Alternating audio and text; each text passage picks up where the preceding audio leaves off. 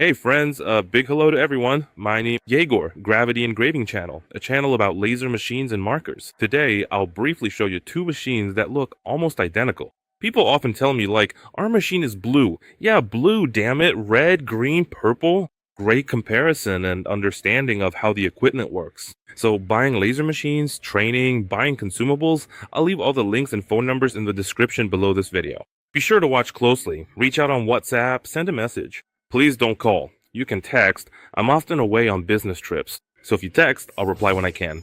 So, two machines, JPT 30M7 and Max Photonics 50X. Nioba. Nioba is its model name. Actually, don't judge too harshly because it's a Nioba. So, the 30M7 machine, specifically with the letter E, equipped only with Optics lenses, an Optics 200 by 200 lens, and an Optics lens will be 100 by 100 or 174 by 174. An extra lens will be installed here. So let's start with the basics. The exterior of the case, it's all the same, no doubt about it. There will be fans on the case too. The source here is a 50-watt one from Max Photonics. Look, an RS71 10 Galvo scanner and a Galvo scanner from the same company, Sinal Galvo, and SG7010. The price difference isn't very high, but the plus is that this Galvo scanner can work for a year, two, maybe three, maybe five if you're lucky. I say maybe because there were incidents with these specific Galvo heads which fail periodically more often than these. These break too, I'll tell you right now, nothing lasts forever. Just like a car or anything else you buy at a market, in a store, at factories, it can all break, that's a fact. But working specifically with these heads, breakdowns, well, let's say out of 600 machines sold, there were either 2 or 3 breakdowns. And that's very few. That's very few. The amount of 3D stuff I burned with those heads, it's a huge amount. In 2 years, I burned, I think, around 400, maybe even 500 3D pieces on one machine. For 3D pieces, that's a lot. For one machine, it's a lot because each piece takes on average from 1 hour to 5 or 6 hours. And there hasn't been a single complaint about this head. Then again, if you're reckless, you can break even a glass, whatever, right? So here, well, let's be realists. The head works if you work within normal jumps. Jump speed, acceleration, deceleration, and the ignition of the beam itself. I mean, it all directly depends on that. So I'll say it again. The head is good if you approach it correctly. If you approach it incorrectly and something breaks, you have to figure out what the cause was. And often people don't want to realize and accept that the cause was the wrong settings and parameters you used. The parameters I provide, I set them partially, and you set the rest yourself, based on the characteristics of what you'll be engraving on the workspace. This is very important. You should have this understanding in your head. Now let's move on. The force, JPT 30 MOPA M7 with the letter E. There are similar versions with the letter E too. They say these are modern, good, perfect sources that you should buy. They're cheaper, of course, so the dealers make more money on them. And that's what people who want to save money fall for. When they're fed info that it's the best, most modern equipment, they buy it. The E2 version sources. They break faster, they overheat faster. The main difference is the case size. They made it smaller, more compact, but didn't put anything better inside. The cooling system works worse. Think of the Jiggly cars from the 80s and 90s. I remember in summer, cars going uphill from Novorossiysk, and those cars would often overheat, get hot, and break down. The radiator isn't right. So it's basically the same story with the E2 model. More compact, more stripped down, meaning it's as compressed as possible, all in this tiny space.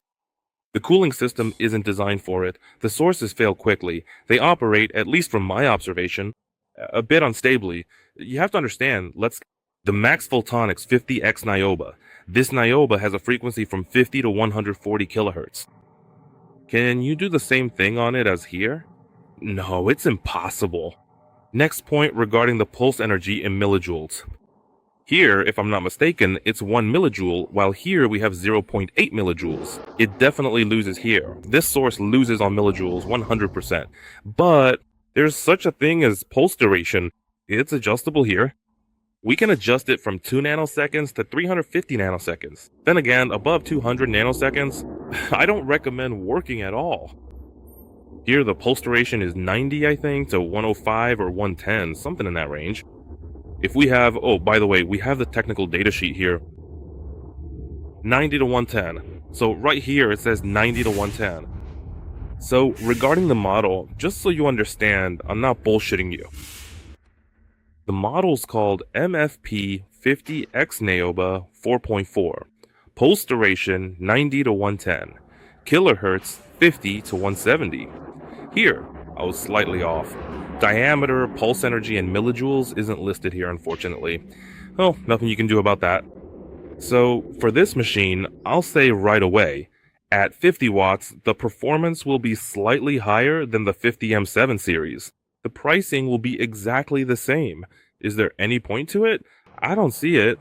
If you're buying good machines that are proven, that will work well, reliably, and for a long time. These are the JPT series, JPTL series, M7 series, M8 series.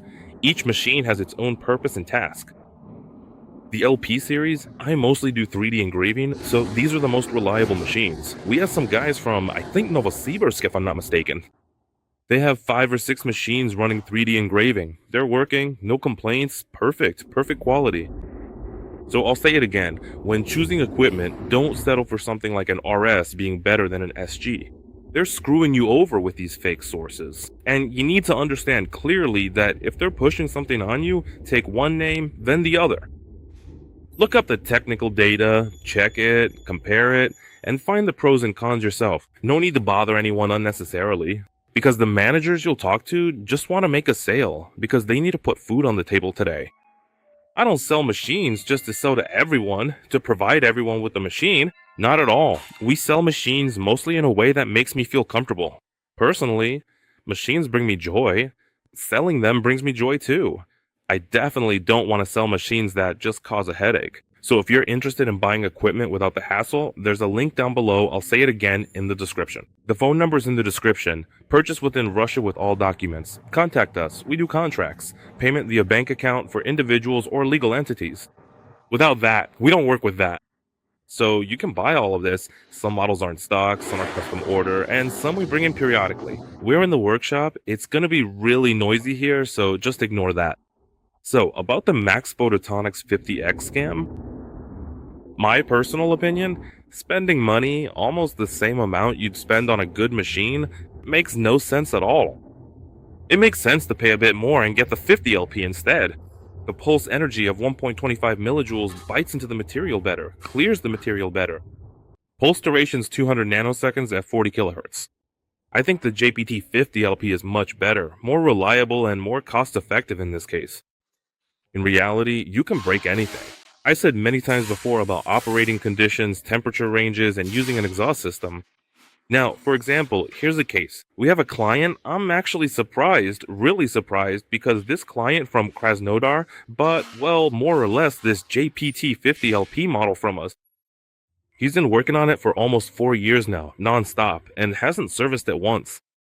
And the machine is failing because without maintenance, the inside is completely packed with dust. Everything is filthy. The power supplies, naturally, are all short now. I consider these machines extremely reliable. That's it, guys. As always, give it a thumbs up, and I'll keep providing more interesting info. Regarding machine choice, I'll say it again. Always use your head. Think 10 times in advance. You can get these heads if you just want to try them out, to experiment. But don't come back with any complaints later saying that I've been working on it around the clock. And it breaks after a month, because these Galvo heads usually can't handle heavy loads and they heat up quickly. They have a plastic housing, not an aluminum one, a plastic housing. The motors here also heat up and they have nowhere to cool down. So that's the first point. Power supplies can't handle these heads, and the heads themselves can't handle long operating cycles, especially at high speeds. That's where they're totally screwing you over again. Telling you that the speed of these Galvo heads can go up to 15,000 millimeters per second or 10,000 millimeters per second. You fall for it and start working at those speeds, burning out your head in literally a month, maybe even 2. That's it, guys. Good information, as always, should be in moderation, just a bit. Give me a thumbs up and I'll give you more new and interesting information. I've left all the links in the description. Alright, peace, prosperity, and bye-bye to everyone.